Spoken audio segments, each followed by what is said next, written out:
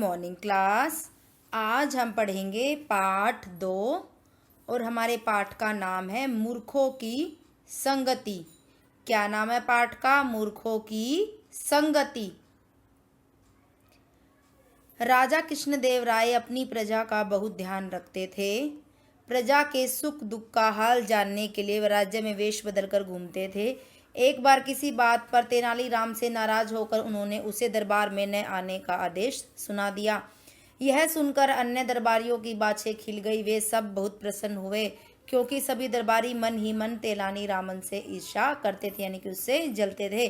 कृष्णदेव राय वेश बदलकर राज्य भ्रमण पर जब भी निकलते थे तो अपने साथ तेनालीरामन को अवश्य ले जाते थे, परंतु इस बार तेनालीरामन की अनुपस्थिति में वे कुछ अन्य दरबारियों के साथ राज्य भ्रमण पर निकले, यानी कि राज्य घूमने के लिए निकले।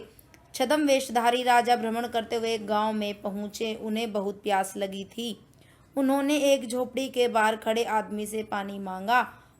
आदमी ने उन्हें मटके का शीतल जल पीने के लिए दिया। राजा की प्यास बुझ गई। उन्होंने उस आदमी से पूछा, कहो भाई, तुम्हारे गांव में किसी व्यक्ति को कोई कष्ट तो नहीं है?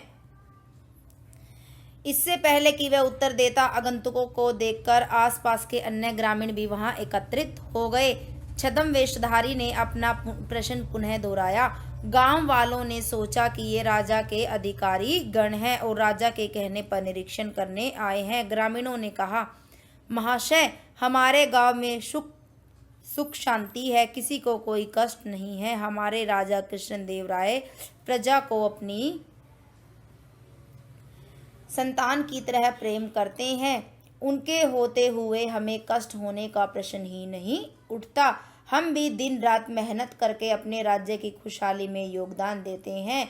राजा को गांव वालों का उत्तर अच्छा लगा, परंतु इससे उन्हें संतुष्टि नहीं हुई।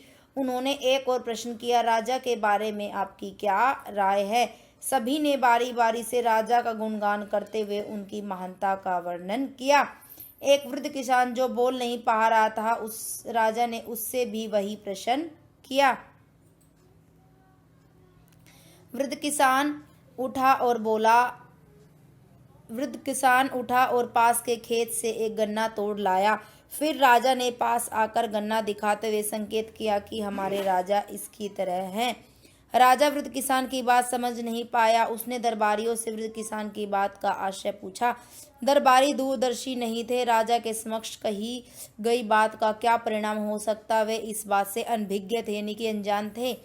बिना कुछ सोचे समझे तथा किसान के भाव का दूसरा ही अर्थ निकालते हुए एक दरबारी बोला, महाराज, इस वृद्ध किसान के कहने का आशय कि राजा इस गन्ने की तरह कमजोर हैं जिसे कोई भी व्यक्ति आसानी से उखाड़ सकता है।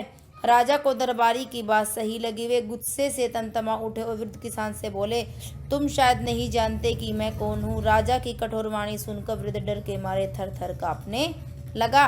तभी एक अन्य वृद्ध जो भीड़ में कंबल ओढ़े खड़ा था, वह बोला, महाराज, हम ग्रामीण आपको अच्छी तरह समझते हैं, पहचानते हैं, लेकिन बड़े दुख की बात है कि आपके दरबारी ही आपको अब तक नहीं समझ पाए।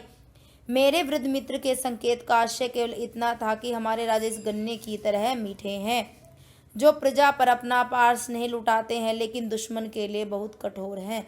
दुश्मन को सबक सिखाने के लिए वे गन्ने के समान हैं, जिससे दुश्मनों को पीटने का कार्य भली भांति किया जा सकता है। इतना कहकर वृद्ध ने अपना कंबल हटा लिया और नकली दाढ़ी मूछें उतार कर फेंक दी। उसे देखते ही राजा चौंक पड़े और बोले, तेनालीरामन, तुम हमारा पीछा नहीं छोड़ोगे? तेनालीरामन बड़े विनम्र भाव से बोला, महाराज, यदि आपका पीछा छोड़ दिया होता तो न जाने कितने बेकसूर लोग इस अज्ञानी दरबारियों के कारण मुसीबत में पड़ जाएंगे। आप स्वयं देख सकते हैं कि अभी यह वृद्ध किसान बिना कारण ही मौत के घाट उतार दिया जाता। किसी की क्रोधाग्नि को भड़काना बहुत सरल, यानी कि किसी के क्रोध को भड़काना बहुत आसान है, किंतु किसी का क्रोध शांत करना उतना ही कठिन। राजा को चाहिए कि वह अपने क्रोध पर नियंत्रण रखे तथा किसी भी निर्णय पर पहुंचने से पहले उसे जुड़े तथ्य को अच्छी प्रकार से परख ले। केवल एक दरबारी के कह देने से ही किसी निर्णय पर न पहुंचे। राजा समझ गए कि मूर्खों का साथ बड़ा दुखदायी होता। वह बोले, भविष्य में कभी भी मैं तुम्हारे बिना राज्य भ्रमण पर नहीं जाऊंगा। उनकी बातों से गांव वाले समझ गए कि छद्म वेशधारी कोई और नहीं बल्कि राजा है तथा उनके साथ उनके दरबारी हैं और वृद्ध ग्रामीण तेनालीरामन है। फिर तो गांव वालों ने बड़े